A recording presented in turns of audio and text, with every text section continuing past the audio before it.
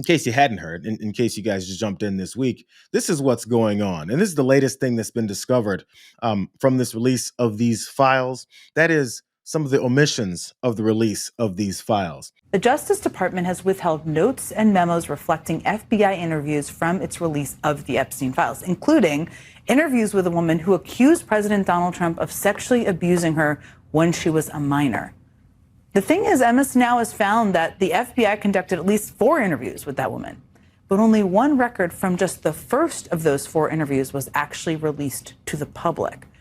But by piecing together publicly available documents and getting confirmation from a source who has access to the unredacted files, MS now was able to report that in one or more of those subsequent interviews, which were later recounted by the FBI, the victim alleged that Trump forced her to perform oral sex on him 35 years ago when she was 13 or 14 years old, and also hit her.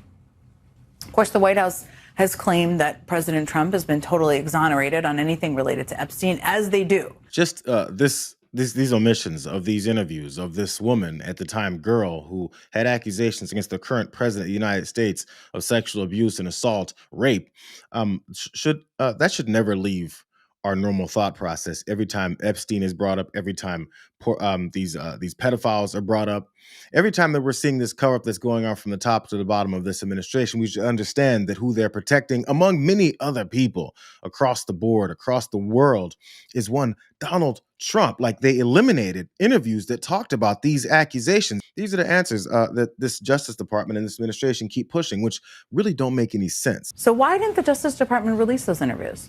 It's a question the DOJ doesn't seem to want to answer.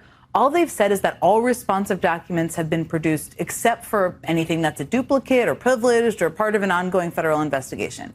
Now, that last bit, the exception that lets the Justice Department withhold documents that are part of an ongoing federal investigation, that might be why the ranking Democrat on the House Oversight Committee, Robert Garcia, is now demanding to know whether Donald Trump himself is now under investigation for allegations of sexual assault. That would make sense, right?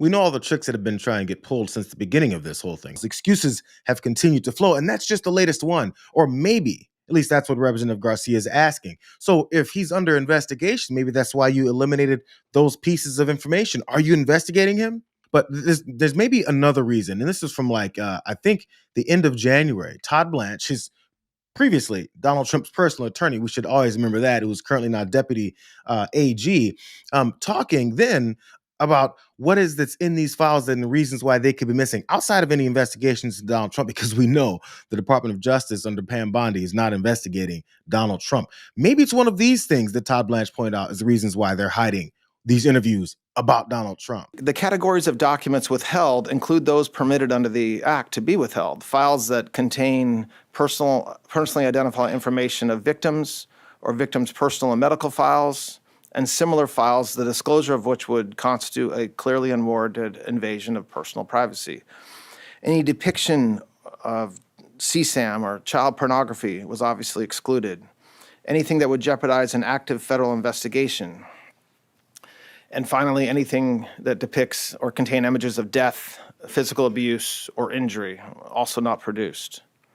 Although the Act allows for withholding for items necessary to keep secret in the interest of national security or foreign policy, no files are being withheld or redacted on that basis. Some of the things he said outside of a potential investigation into the people that they're investigating, which I think they already told us that they're not investigating anyone. Still, he said some of these things that are involving CSAM, child sexual assault material, death, physical abuse, or injury. Are those some of the things that are in these interviews that you've omitted about Donald Trump? Is that the reason why you've omitted them? Because it's got CSAM in it. Death, physical abuse, or injury? Are those maybe some of the reasons? Because they haven't given us any reasons yet. They've just been cornered on these revelations about, their lies. So while they're saying he's seeing all these pieces of information that they've censored, omitted because of the type of materials that are in them, which Pam Bondi has also said, you would think that there would, be other folks involved.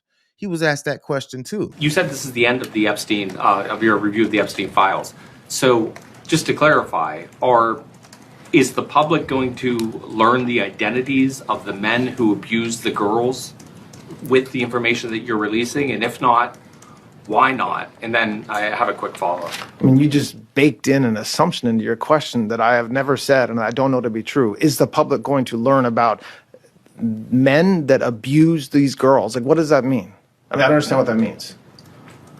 Well, I mean, they're the men who abused the young women through Epstein's. Look, we said in July, and it remains as true today as it was in July. If we had information, we meaning the Department of Justice, about men who abused women, we would prosecute them, right? We talked about the work that we're doing. That's why I said that. I said this earlier. There's this built-in assumption that somehow there's this hidden tranche of information of men that we know about that we're covering up or that we're choosing not to prosecute. That is not the case. I don't know whether there are men out there that abuse these women. How about that long load of bullshit from Todd Blanche? Again, this is right after they released some of the information, after they were forced to. This is around the end of January, I believe. But the question that he was puzzled by was, is the public going to learn about the men that abuse these girls? He re-asked it and said, what does that mean? It means, and listen, this is what it means, Todd. It means, is the public going to learn about the men that abused these girls? Maybe that was just a delay tactic for him to try and get his lie together about what he's going to say to, wiggle his way out of this corner, which he didn't do very well because he doesn't understand what that means about revealing the people that you're supposed to investigate and then potentially charge with crimes and have this whole thing adjudicated and go to this thing that you guys like to deny, which is justice for all these victims who are now screaming for it. I guess the built-in assumption that you guys are covering things up, as he lamented there, is that you guys are openly covering things up. And when people ask you about it, you act like you don't know what they're talking about. But did you notice? He said, if we knew anybody that was involved with Jeffrey Epstein, we would have prosecuted them, or we will prosecute them. It sounds a lot like this guy who lied also, to senators. There is no credible information. None. If there were, I would bring the case yesterday that he trafficked to other individuals. And the information we have, again, is limited. So the answer is no one? For the information that we have.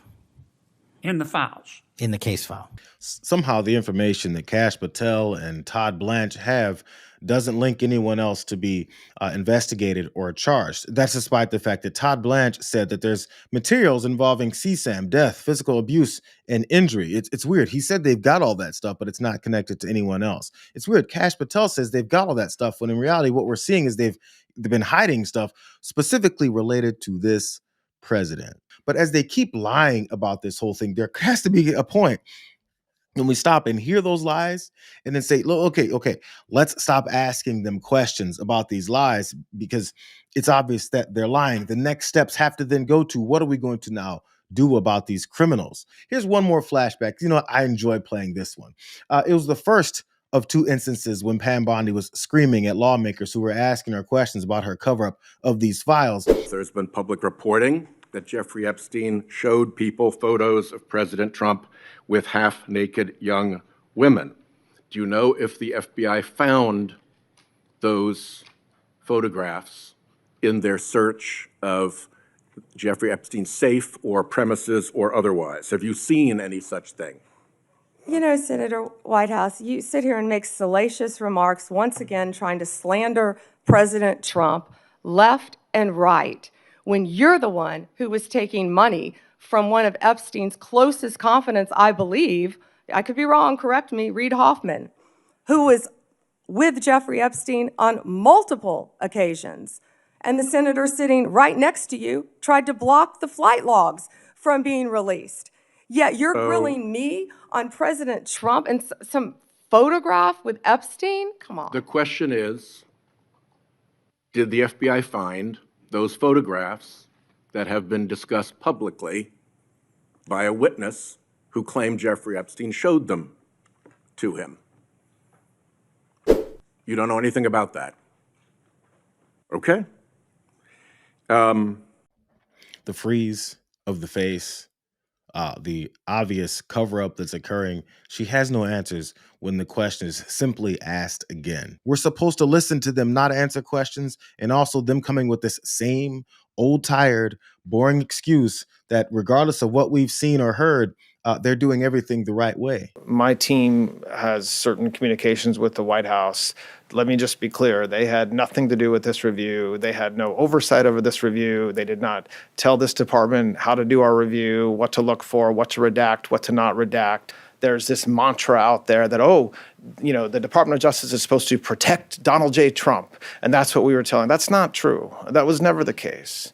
We are always concerned about the victims. We did not protect President Trump. We didn't protect or not protect anybody. If your deputy attorney general has to go up there and keep saying, we're not protecting the president, we're not protecting the president, we're not protecting the president. Why do you guys keep thinking that we're protecting the president? It sounds like, you're in defense mode, because everything that we're seeing in reality is you trying to protect the president. And actually, one of those folks in your inner circle has come out recently, finally, I guess, to talk about who it is exactly that they're protecting in these circles. Maybe they should take it up with this woman.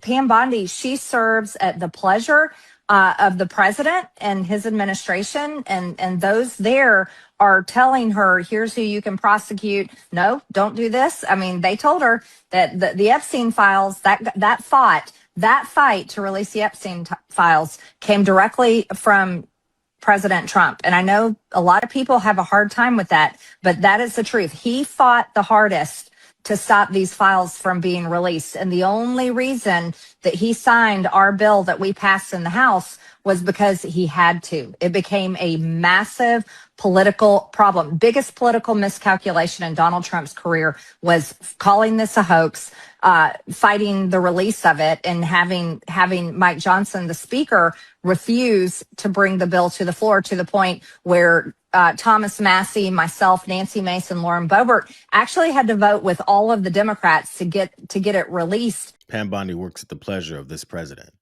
The FBI apparently works at the pleasure of this president. And the president, according to, this super MAGA Republican, Marjorie Taylor Greene, she says he's making sure that none of these things come back to bite him.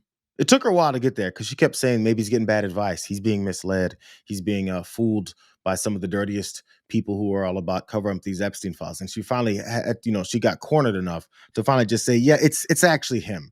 He told me he doesn't want his buddies to get caught up, and he definitely doesn't want his ass to get caught up. The next step then is to, investigate him.